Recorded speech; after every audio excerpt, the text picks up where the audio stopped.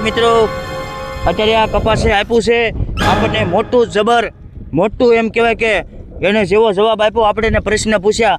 હા મિત્રો આપણે એનું ઇન્ટરવ્યૂ લીધું અને આપણે જે એને પ્રશ્ન પૂછ્યા તો એને એવા જવાબ આપ્યા મિત્રો કે તમે પણ ચોંકી જશો જોઈને. હા તો જુઓ આ કપાસ છે મિત્રો, એને આપણે આજે એનું ઇન્ટરવ્યૂ લીધું. તમે ક્યાંય નહીં જોયું હોય, કપાસનું ઇન્ટરવ્યૂ લેતા ક્યાંય નહીં જોયું હોય. અને હું એક મારી યુટ્યુબ ચેનલમાં પહેલી વાર મેં ક્યાંય નથી જોયું હજી સુધી. તો આજે આપણે કપાસનું મિત્રો આપણે આ કપાસનું ઇન્ટરવ્યૂ લેવા જઈ રહ્યા છીએ મિત્રો. તો આ કપાસને આપણે 4 એવા પ્રશ્ન પૂછવાના છે મિત્રો, એ જોઈને તમે પણ ચોંકી જશો. તો હા મિત્રો ચાલો હવે વિડીયો લાંબો નથી કરવો, એના માટે વિડીયોને ખાસ બને રહેજો, છેલ્લે સુધી જોજો કે આપણે કયા કપાસમાં ઇન્ટરવ્યૂ લીધા છે. અને હા મોટા તમે ઇન્ટરવ્યૂ ઘણા જોયા છે, પણ કપાસનું ઇન્ટરવ્યૂ તમે ક્યારેય નહીં જોયું હોય. તો આ તમને દેખાય છે મારી પાછળ આપણો જ કપાસ છે, મારો જ તે. તો એનું મારે ઇન્ટરવ્યૂ લેવાનું છે. તો વિડીયોમાં ખાસ બને રહેજો, બીજાને શેર કરી ગયો જેથી એ પણ ઇન્ટરવ્યૂ લઈ શકે અને જોઈ શકે વિડીયાને. તો ચાલો હવે આપણે ઇન્ટરવ્યૂ ચાલુ કરી દઈએ. તો ચાલો કપાસભાઈ પણ આપણે પૂગી ગયા છીએ અને આ કપાસભાઈનું આપણે ઇન્ટરવ્યૂ લેવાનું છે. તો પહેલાં આપણે પૂછ્યું કે કપાસભાઈ કેમ છે. તો તમે કપાસભાઈ કેમ છો? કેમ મસ્ત હો ભાઈ, વરસાદ નથી થતો તો મારી હાલત તો જોવો. તો બહુ સરસ, કપાસભાઈ એકદમ મજામાં છે.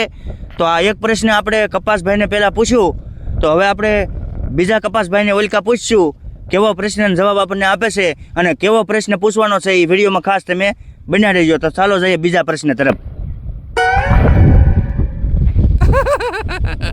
આ ભાઈને પૂછશું, આ ભાઈને નહીં, આ ભાઈ તો બહુ નહીં, આ ભાઈને પૂછશી. તો મિત્રો ખાસ આપણે કપાસને પૂછીશું બીજો પ્રશ્ન નંબર 2. આ ખાસ ઇમ્પોર્ટન્ટ પ્રશ્ન છે મિત્રો. અને શું આપણે જાણીએ બધા મિત્રો કે આપણને કપાસ શું જવાબ આપી રહ્યો છે, તો એને ચોંકાવનારો જવાબ આપ્યો એ વિશે આપણે વાત કરવાની છે.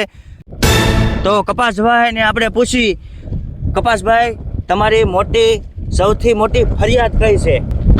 ખેડૂત રોજ ખેતરે આવે છે અને મને કહે છે એલા એકદમ મોટો થા, અરે પાણી તો પહેલા આપો. તો જોયું તમે મિત્રો, આ બીજો પ્રશ્ન હતો.